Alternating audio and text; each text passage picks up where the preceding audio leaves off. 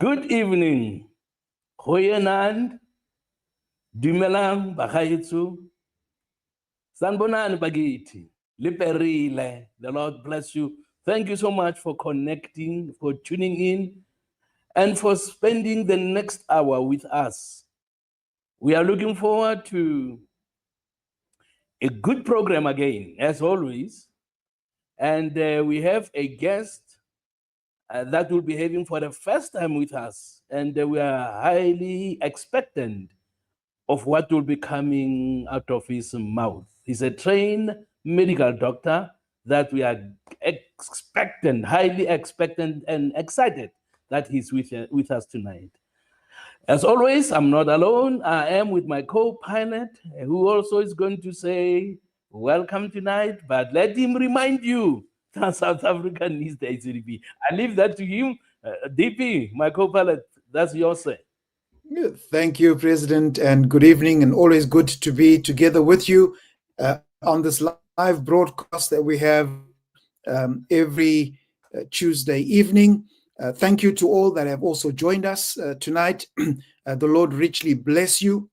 Dumelang, good evening, goeienaand. Please get someone quickly, a guest, a friend, a neighbor. Get them to join if they haven't as yet, because this is going to be another informative session, educational session for each one of us as we join in tonight. And in terms of where South Africa is going, we can all agree that South Africa needs the ACDP, and the ACDP needs you. Well, thank you so much with those lovely words, reminding us all that South Africa needs the ACDP. Those who are not convinced yet, they will still see a number of things that will be heartbreaking happening in this country. Fathers raping and killing their own daughters, 4-year-olds. I mean, what's wrong with a man who would sleep with a 4-year-old daughter?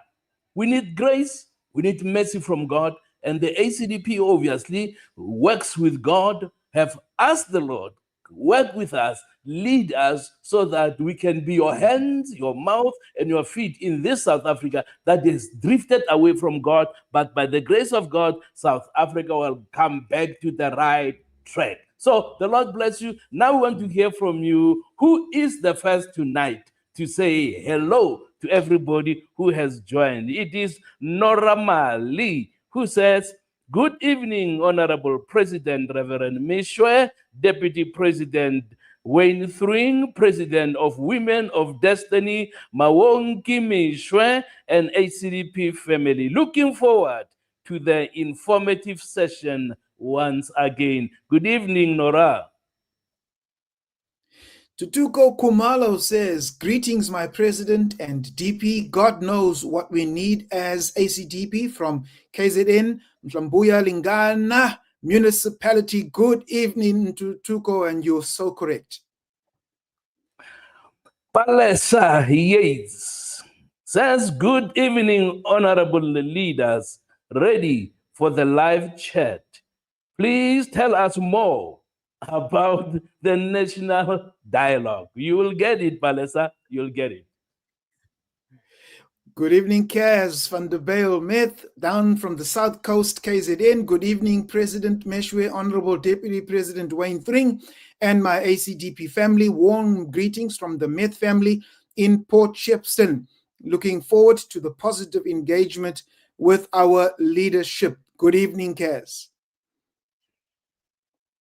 Melissa Isaiah says, greetings, my beloved President, Women of Destiny President, our DP and ACDP family, in the name of our Lord Jesus Christ.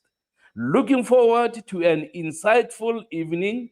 Blessings from KZN Leadership. Shalom. Shalom, Melissa.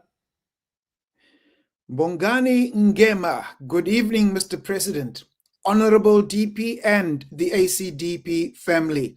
A short and sweet greetings, Bongani, but greetings to you. Good evening. Mary Akrasi Boateng says, good evening, Mr. President, Honorable DP and the entire ACDP family. Blessings always. Good evening, Mary. Norman Mfana Nkonza, shalom, shalom, Honorable President, Honorable DP, and the lovely ACDP, the Solution family. Absolutely. Shalom, DSG. Former. Bani Bernardo says, good evening, Mr. President and Deputy President. Good evening, Bani. Sipo Eric Mangele, greetings to our President, Woman of Destiny, President DP, and all ACDP members. To our KZN PL, greetings, Honorable PL. Well, thank you for all those wonderful greetings from members who are with us tonight, the members who are faithfully attending. There are some provinces that we need to check how many of the executive members are tuning in, because we are sharing things that many of you will not find in any newspaper. So it is important to be with us on Tuesday evenings. Thank you for being with us tonight. Where are we starting? Initially, things change very quickly. Initially, maybe I should say this later on, but we are going to start with what I think it was Palesa Yates who said, tell us more about the national dialogue. We were supposed to, let me just tell you, in case I forget, we were supposed to have feedback from the ladies who attended the Women's Parliament in Cape Town this past week. And they requested, for some reasons, that we postpone that to next week. They will give feedback next week.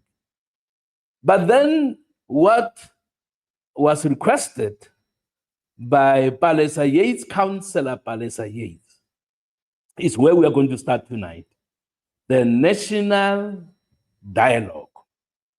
We don't have too many good news about this national dialogue. It's just very unfortunate to see what is happening. It is upsetting. It is chaotic. It is, I think, a waste of money. The president promised that it is going to be a citizen-driven process. And it is not. Definitely it is not. I'll just mention one thing, and then maybe two things about this national dialogue. For those who are not aware, elements of witchcraft can be seen in different areas of what's happening. Some people call it a sham. I saw live on TV a Rastafarian complaining about what's happening there. He said it is not right that we are 3 Rastafarians who have attended this dialogue, and that you have placed us all together in one committee when we want to participate in as many committees as is possible. We are 3, but we are lumped together in one committee. Was very upset. And they were trying to ignore him, to stop him, saying, we have heard you. And he said, you are not going to stop me. He refused. He just said, you are not going to stop me. Not good. Our own team, we sent 3 people from the ACDP. The national chairman of the ACDP, Secretary General National of the ACDP, and a representative, provincial leader of our Youth Foundation, Youth Movement, for those who are not aware of what Youth Foundation is. So the Secretary General was the one who was going to give a report tonight. She said, when she was here, I hope that the young person is going, Trillian is going to tell us about that. When they were there, she was beaten by a bee. A bee stung her. When she went home, it was dripping water and passed. The following day, it was blue. Let me not give you the rest of the details. She sensed it was a spiritual attack. Our chairman, Ndade Tlaidi, also, he tripped and fell, and he says he cannot understand how it happened. Tripped and fell. So both of them are not in the best frame. Although our national chairman has load shedding, as we are having load shedding where we are right now in Vosloorus. But we have our young lady who is going to share with us about what happened there. 10 minutes, you have maximum. Trillian. Tell us about, they say 5 minutes. The technical team says 5 minutes. All right, 5 minutes, Trillian. Tell us about that national dialogue, what happened.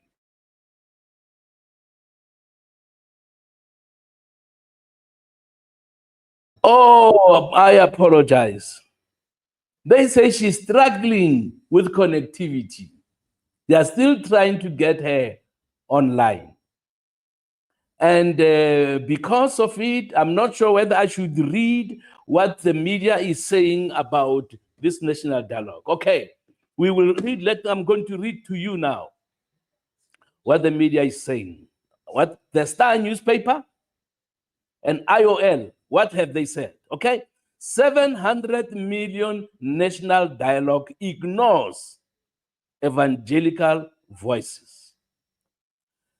While the president insists the dialogue is meant to be citizen-led and non-partisan, the deliberate exclusion of evangelical voices, such as those of Pastor Bert Pretorius, who represents over 19,900 churches and half of South Africa's Christian population, raises serious concerns about the inclusivity and legitimacy of the initiative, says the writer.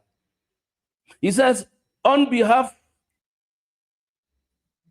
of Safi, I must share how deeply dismayed we are by the shocking absence of evangelical representation on the panel of eminent persons selected for President Ramaphosa's 700 million for the national dialogue.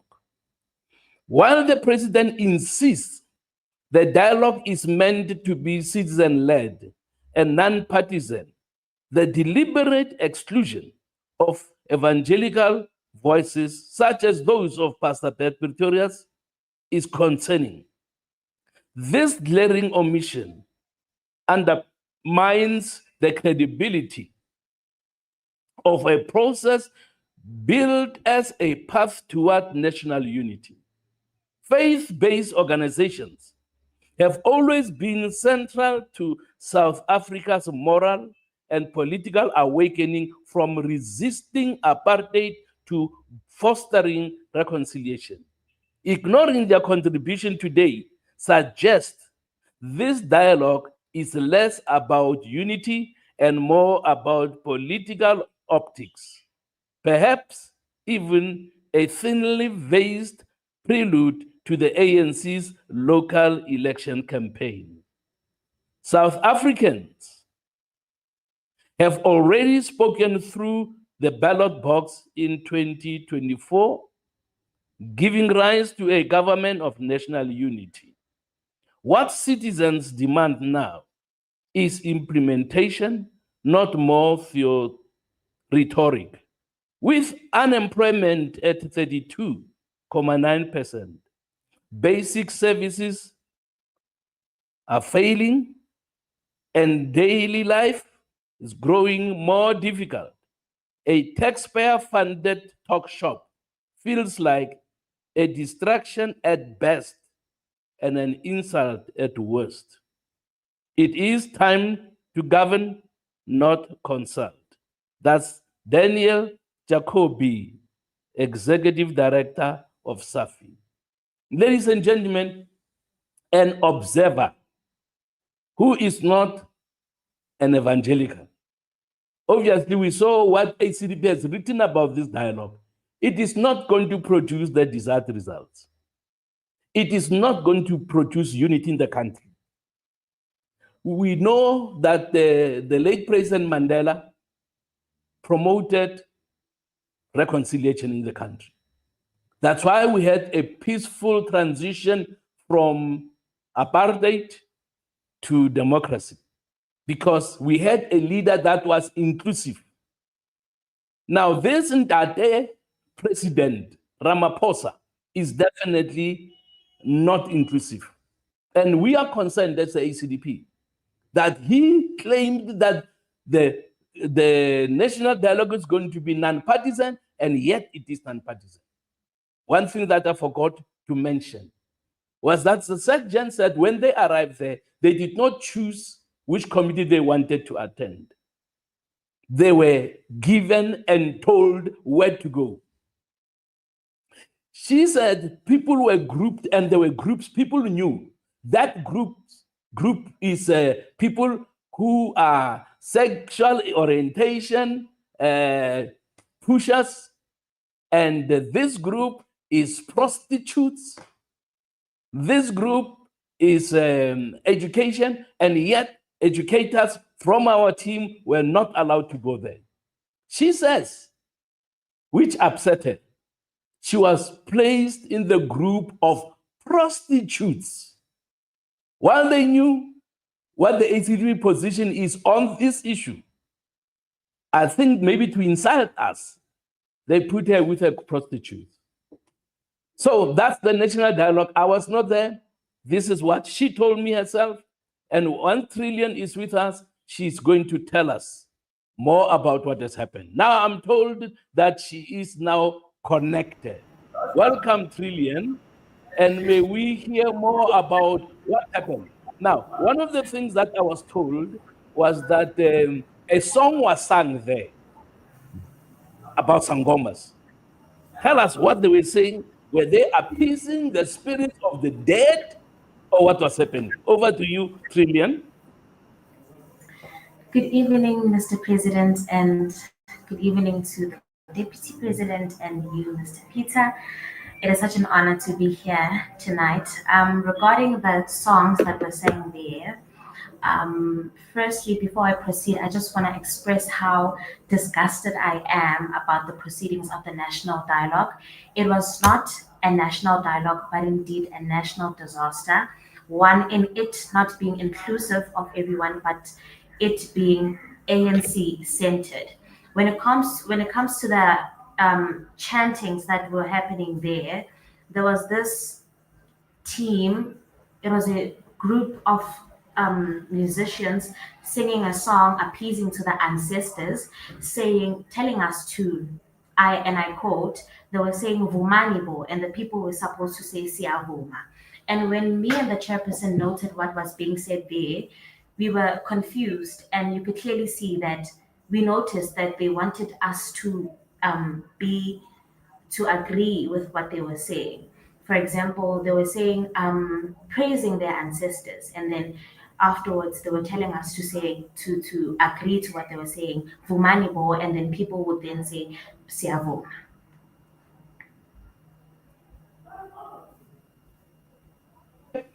Okay.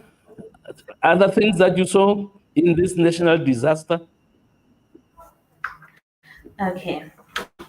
So in this national disaster, what we saw after that was that we were separated. When we came there, we were supposed to go register, standing in long queues, whereas we registered online days before. When we arrived there, we were told to go and register, and then we were given themes. Me, the chairperson, and the NSG were given theme 6, which was GBV. So we were told that we are sectioned into one theme, which is GBV, meaning that they were binding us from being a part of other dialogues, because that was what it was. They separated us into different communication rooms so that we can't be a part of other things. The other thing that we noted there was that after what they call lunch, we were taken into Senate Hall, me and the NSG. It was supposed to be a GBV conversation, but then it quickly turned into a gender. People were standing up and saying, no, this is what I am. Me, I am transgender. I am intersex, something like that. And then the sex workers were standing up and saying, no, but we want our rights to be recognized in the government, and we want the president to be taken out because he is not doing what he said he is going to do once he is head of state. So that's what the NSG was deliberately put into. She was forced, I could say, because anything that is done outside of someone's will is coercion and forcing them to agree with something that they clearly don't agree with.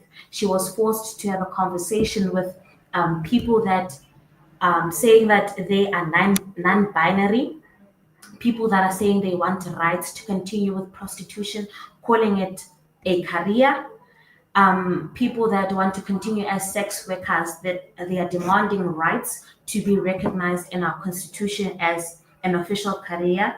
And then another thing that we noted there is that after addressing us, which I believe that he always has a template of what to say, the president has a template of what to say to us. Because if you note there, his speech was a clear copy and paste. So after he said what was absolute nonsense, in my view, he then left early. He left the people to discuss alone. And when we raised concerns about why the ministers and the head of state is leaving early for us to have the dialogue ourselves, they said, no, this is just a convention. They even said it's like a World Cup. We are at a stadium. We are playing. We are not at the finals yet. And I was like, okay, so you guys are clearly not taking us serious. For the DP, the Deputy President Paul Mashatile, and the President Cyril Ramaphosa to leave early, he did not respect us, making senseless jokes when we were there to actually raise the issues that we wanted to speak about. I personally did not want to engage in how people are confused with their agenda. I wanted to speak on the issues that we are currently facing as the youth of South Africa. The issues such as unemployment, the high rate of unemployment, and why are children being taught comprehensive sexuality education in schools, yet we were classed and put in a certain group, limited to what we can say and what we cannot say. And when we raised our points, we were shut down, being told that, no, this is just a warm-up. We are at a warm-up session. What I realized as well is that this is not truly for the nation. This is just the ANC the ANC trying to advertise themselves for next coming elections. The ANC is not ready to hand over the steering wheel, because if this was indeed a national dialogue, the president will be ready to hand over the steering wheel instead of just passing the microphone. I am saying right now, it looks like the ANC is still driving. In fact, the ANC is still driving, and the rest of us are just paying for the petrol. Okay, thank you for sharing those thoughts. I called you trillion. Maybe that's prophetic. Maybe you'll become a trillionaire. Brilliant. But thank you very much. Well done. Well done. Okay, there are some people who are responding from the audience, our members. Jerome September says, discussing what went on there. And I saw something also from Councillor Hose. Yeah, but I'll come back to Councillor Hose. Tlotli Somputi says, are we going to get a financial report on how the government spent money on the event and how those who received tenders and who received tenders for them? True, Tlotli, so we'll definitely pursue that, definitely. And that's Councillor Hose, who says, absolutely shocking. I agree with you, Madame. Absolutely shocking. Absolutely shocking. Well, before we come to we have a guest with us tonight. DP, may I ask you to introduce our guest tonight, who's going to emphasize what we have been saying as the ACDP about the importance of choice. This national dialogue did not give people who attended a choice. They were instructed, no choice. And this is the path that government is following. They are pursuing a path of imposing what they want on the people. But obviously, I have said, and I trust that many of you have said, I have a choice. God has given me the right to choose. No government and no individual will force me to have and to do what I don't want. And it's a pity that our people were misled. They were misled at the national dialogue consultations, and we hope that they will wake up, because I don't see this thing succeeding. But in any way, we have a medical doctor who's going to be addressing us now for the next 10, 15 minutes. So, DP, please introduce our guest for tonight. Well, thank you, President. We have with us an eminent, if you're talking about eminence, and eminent persons at the National Dialogue, well, we have a real eminent person, one who has 40 years experience as a pediatrician, and one who is very qualified to speak on the subject that we are going to introduce today.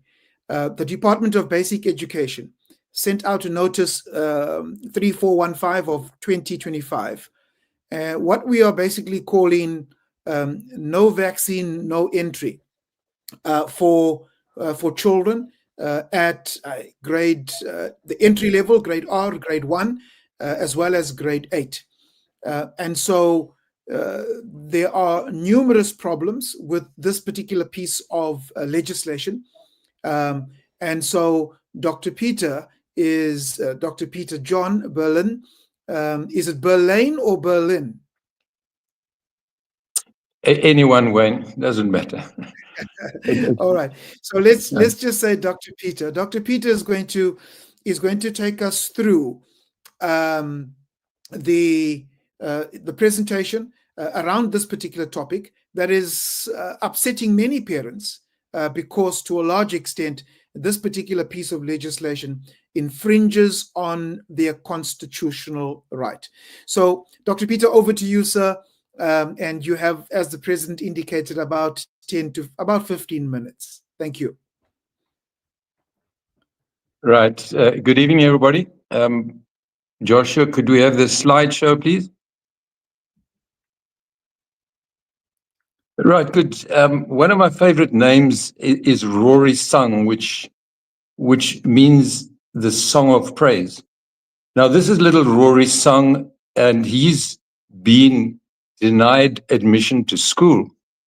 You have the next slide, please.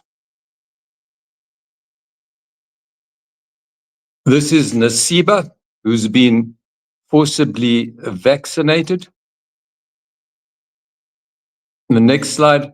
So the first question one has to look at is, if vaccines are safe and effective in the prevention of the disease, why are the vaccinated scared of the unvaccinated? And this question, I've put this to some professors, and their answers have always been vague. So if the vaccines really work, they work or they don't work. Let's go on to the next slide. The next question, by way of introduction, is to say, what is science really? What are the scientists? What's the method that they use? And the basic scientific method, without which there would be no advancement, is doubt, questioning, research, and decision making. The next slide, please. And when science becomes non-science or becomes nonsense, that's when science starts to censor its very own foundation. So they censor their own method, their own scientific method. They censor doubt, they censor questioning, and they censor research, and they censor other people. And then science moves from being science to dogma, or a cult. So here we have Dr. Dogma, and let's have a look at the next slide. And Dr. Dogma's belief is based on what he's heard, what he's read, what he's seen, and from that he develops a belief. So he has faith in vaccines. The parent at the school does exactly the same thing. She reads, or he reads, he hears, he sees, he develops a belief and a faith. So the scientific method is exactly the same for both. Looking at the recent draft legislation, what's important is that this applies to grade 1, grade R, and grade 8 learners. It's not just entry of school. So the people entering into standard 6. Next slide, please.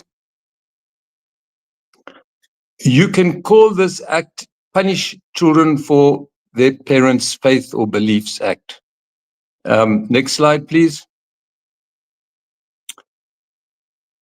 These are children who were imprisoned, punished, tortured in the Holocaust for their parents' belief. Many of them killed and maimed. Next slide, please. When you look at the government overdraft of the Government Gazette number 53199, you require proof of every entry grade learner, proof of immunization. And the diseases are polio, measles, TB, diphtheria, tetanus, and hepatitis B. What's important that this applies solely to the learners, not the teachers, no staff, no inspectors, no parents at all. So it is a differential application of a dogma. Next slide, please.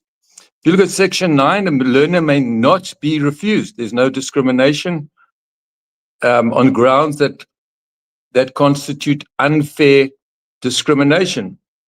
And they mention social origin, nationality, disability, conscience, belief, culture, pregnancy, HIV, AIDS status, or any other illness. Now that is section 9. Next slide, please. Section 10 is also a learner must be admitted to the total school program and may not be suspended for any of the activities or otherwise discriminated against on the grounds that his or her parent, next slide please, does not subscribe to the mission statement, or due to cultural beliefs, religious observances, medical circumstances, or any other reasonable ground submitted by the parents of the learner, or when the parents have refused to enter into the contract. So Section 9 and Section 10 set the stage of being constitutional. Then comes Section 14.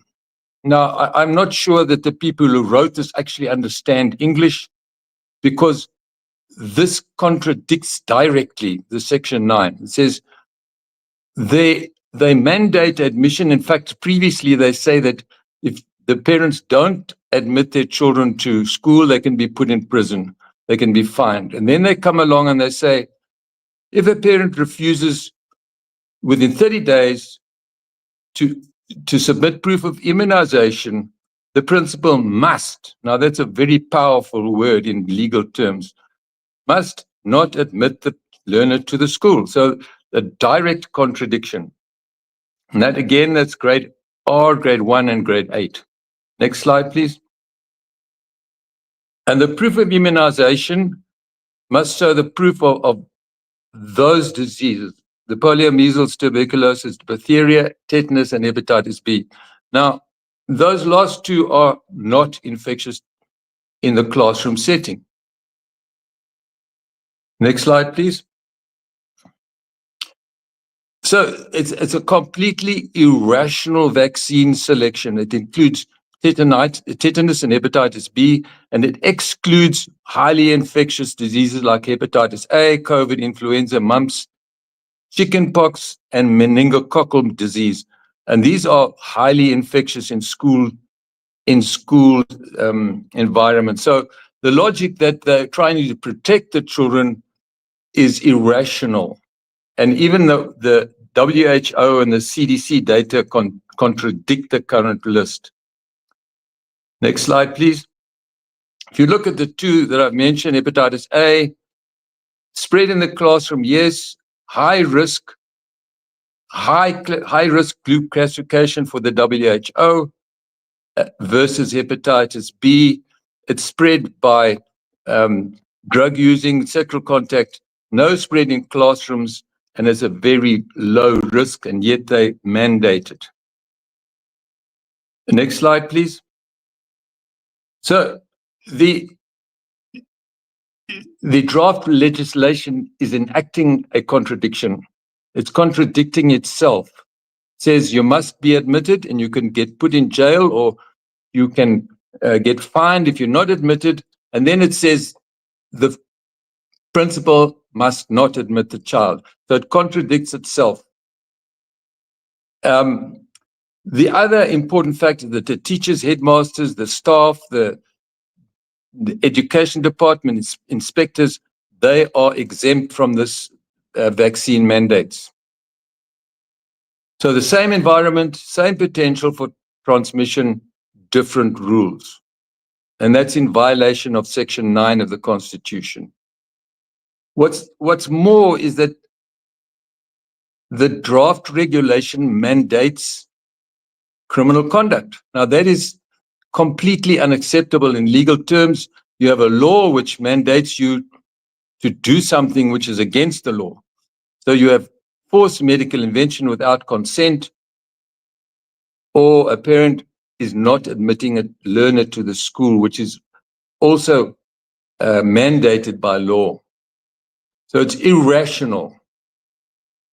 Section 6.2 of the PAJA, administrative action must be lawful, reasonable, and procedurally fair. So completely, the people who wrote this act did not understand legal principles.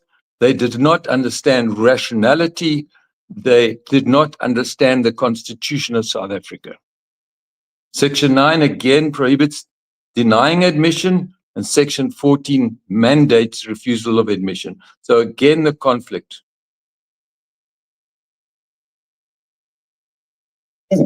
We now get on to when you drill down into this, what is actually going on? So the children are being punished because of their parents' convictions or beliefs. So, and on top of that is the Department of Justice, or the legalization of parental punishment of children. Next slide, please. Nowhere in the world is there any legal principle that allows children to be punished for their parents' decisions. Denying a school admission to a child because of parental choices equates to punishing the child for the parents' beliefs. It's violating the United Nations, it's violating the Child Act. And in fact, the Constitutional Court, in the next slide, please, has emphasized in that court case that children may not be punished for the actions or convictions of their parents. And this is in direct contradiction of the Constitutional Court case. And if you go back to ancient times when they sacrificed children, this is equivalent to the barbaric acts of child sacrifice.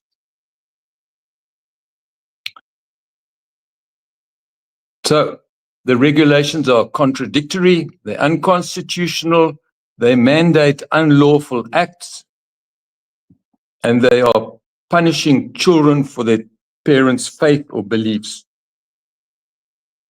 Not much different from the Jewish children we saw in the beginning. Again, unconstitutionality, Section 29, Section 12, Section 28, and Section 9, all contradicted in this act. Next slide, please. Yeah. Again, this is going back to times of child sacrifice. You punish the child because of the parents' beliefs. If you had to have a child who is, say, of Muslim faith, rejected from a school because of his parents' faith, the Human Rights Commission would be up in arms. It would be over the whole of the country's media. The same would happen if the child was a Christian. The same would happen if the child was a Hindu. This is ancient times of punishing a child because of their parents' beliefs. He has no control over it. So next slide, please. So that is the ancient times, Moloch, sacrificing children because of their parents' crimes or to appease the god for their parents' sins. Next slide. These children were Jewish, no fault of their own. They were tortured, sacrificed. Many of them ended up in this condition.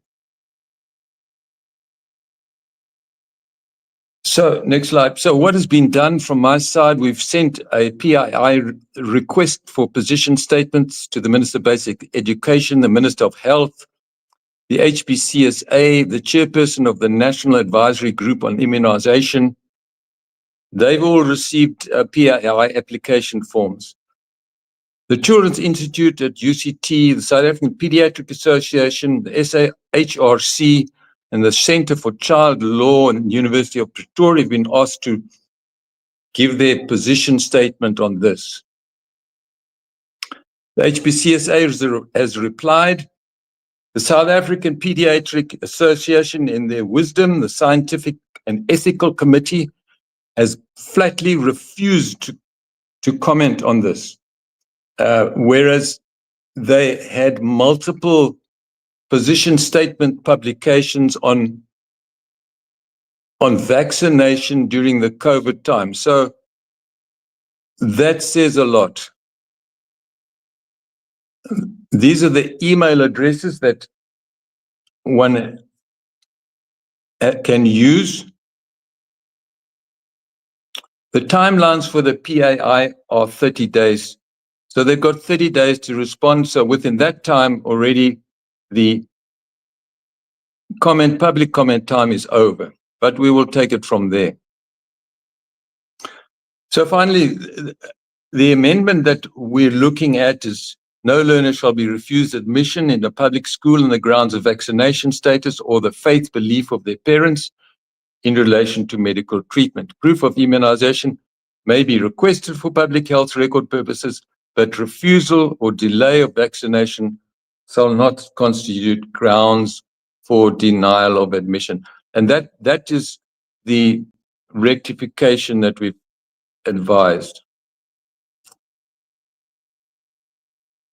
The end result of denying a child admission to school will be this: drug abuse, street children, the exact opposite of what the Department of Basic Education is all about. And that brings us back to Rory Song. And that's the end.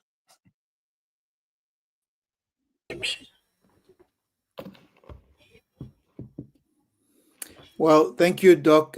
President, I'm not sure if you want to pick it up from here.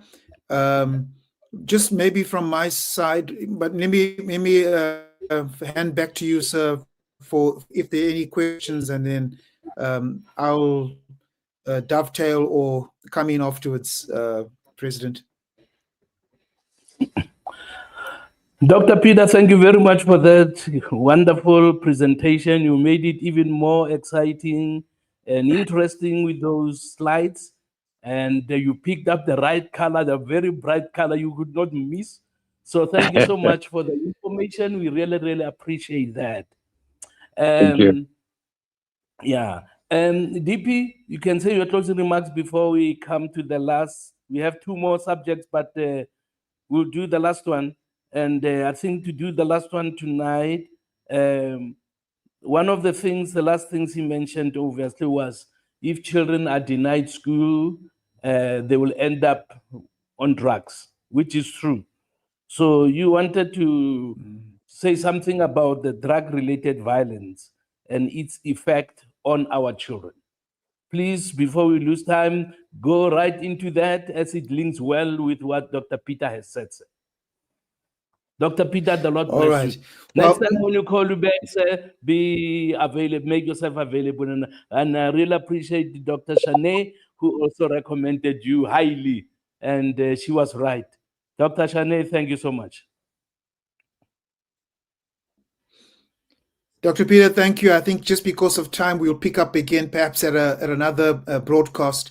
But clearly, President, I think, yes, Dr. Peter indicated that if this particular piece of legislation actually does go through, but there's also contention, and the LFN legal team has actually taken the minister to court in the attempt asking the minister to hand over all evidence and records to justify her proposed no jab, no school regulation. So there is some work that is being done by concerned groups and parents on this. But very clearly, if this piece of legislation goes, it can result in some children being left out of school. And when a child is left out of school and there's no adult supervision, the child becomes extremely vulnerable. Now, speaking about vulnerable children, President, South Africa again has been in the news for the wrong reasons. Out in Eldorado Park, there was this little girl, 4 years old, who was sexually assaulted and beaten by her own father over a period of from 9 o'clock or so in the morning, according to eyewitness reports, from about 9 in the morning until late afternoon, when they finally called the police. When the police arrived, They arrested the father. The police thought that the little girl was just asleep. She was lying on the bed. But when they went to go and take a look, this girl had bruises all over her body. Her face was swollen. The eye was closed, and she had bruise marks all over her body. She was taken to hospital, Baragwanath Hospital, and a day or so later, after being admitted, where she was in ICU, this little girl passed on from her injuries. But not only that, the residents from the area where this little girl stayed indicated that this little girl had on other occasions complained that her private parts were paining. And when questioned, it was found that it was her father who had been sexually abusing her. But when the residents say they spoke and relatives say they spoke to the mother, the father somehow managed to convince the mother that the relatives or those around, friends around, were actually trying to get between their relationship and were just jealous, apparently. And so the mother believed the father. This child had also had been admitted to hospital with broken ribs on another occasion, had been arrested by the police for this assault on the little girl, and the mother had gone to drop charges, and then the father was actually released.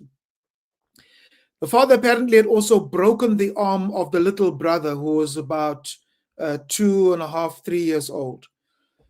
So here's a clear case of violent assault on our children. And this is just a microcosm of what takes place in many communities around South Africa. But the sad thing here, President, is that one, the failure of the police, because it is said that when this little girl was taken by the police, there were no forensics. They say that the one room in which they stayed was filled with blood and was actually a crime scene. But when the police left with this little girl, the place wasn't cordoned off, and there were no forensic that were taken. And it took the forensic only after this little girl died. Only then did the forensic team come to collect samples and cordon the place off, the crime scene. So there's the failure of the police. The second failure is the failure of the police as well in countering the abuse of our children as a result of this scourge of drugs, the proliferation of drugs in our schools, in our communities, in the flatted areas where there are flats in particular, but now even in your built-up areas and in your suburbs, we are finding there is almost no control, and that those who are peddling drugs in South Africa seem to have carte blanche. I wish that South Africans were able to see, President, the crime fighting strategy of the ACDP, the hard-hitting strategy that the ACDP actually has. To a large extent, President, I think that you've been the architect, because you sit on and have sat on the police committee for many years, and have seen some of the neglect.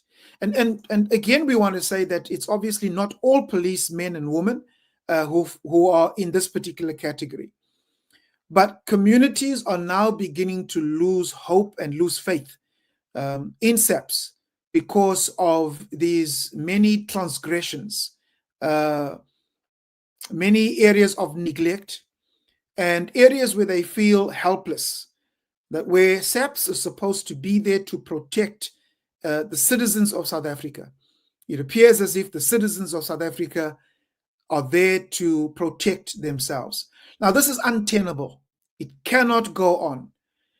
And so, we want to appeal to every peace-loving citizen in South Africa, to everyone who is watching this particular broadcast, that we have to be able to stand up, to be accountable, and to be the voice to those who have no voice, to be the voice of the voiceless, to be the ones who will say that this will not happen on our watch. And one of the ways in which we are able to do this is to ensure that we have a government that takes its citizens seriously. The safety and the rights of its citizens, and especially its children, are taken seriously. And that is why South Africa needs the ACDP. And the ACDP needs you to help us to change this country in the right direction. Thank you, President. Thank you, DP. Questions are being asked by members who are watching or friends who are watching in the comment section.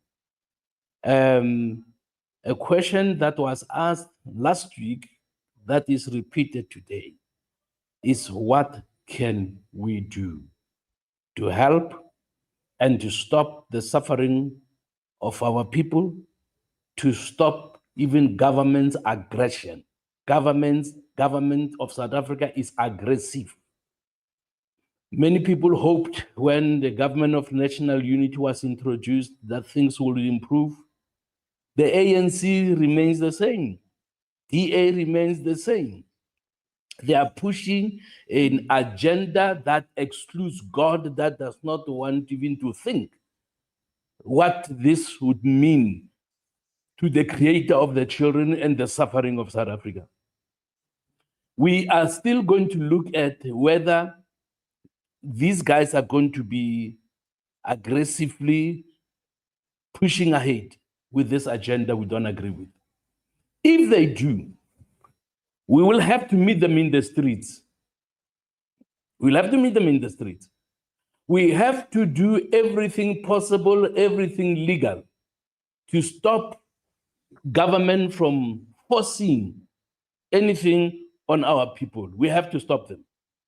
But let me also remind you that as Christians, we need to follow what Jesus said and apply on a daily basis what Jesus has said. And I just want to quote you one verse where Jesus in Matthew 18:18 said, in the Good News Translation, whatever you prohibit on earth will be prohibited in heaven.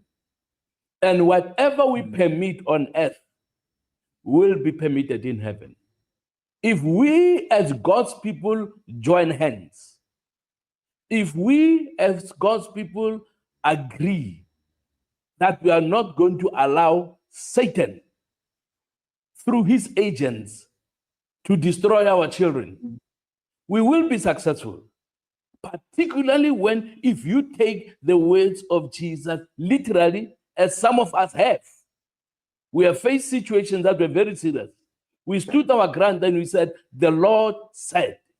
If we say no, heaven will also say no. So this is a major challenge that we cannot agree with. We cannot agree with. We are not going to support. The right to choose that God has given us and every human being has to be respected. And so the president of South Africa, I will tell him, is guilty before God. He's guilty before God. They are causing unnecessary suffering of the parents and of the children, because parents are bleeding over this matter. They are worried about this matter. But friends, I repeat myself, if we stand together, we stand united, we can stop the devil in his tracks. He's not the Almighty. We belong to the Almighty, who said there will be nothing impossible to those who believe his word. So with these words from Christ himself, I want to say thank you for being with us tonight. I want to thank Dr. Peter for sharing those enlightening thoughts with us. And I want to thank the DP for arranging Dr. Peter to be with us after Dr. Shanae made that recommendation. So thank you so much for me. Thank you for joining us. Thank you for your participation tonight. And until we meet again next week, same place, same time, the Lord bless you and good night. DP, your last word, sir. Thank you to everyone. Thank you, President, and good night as well. God bless you.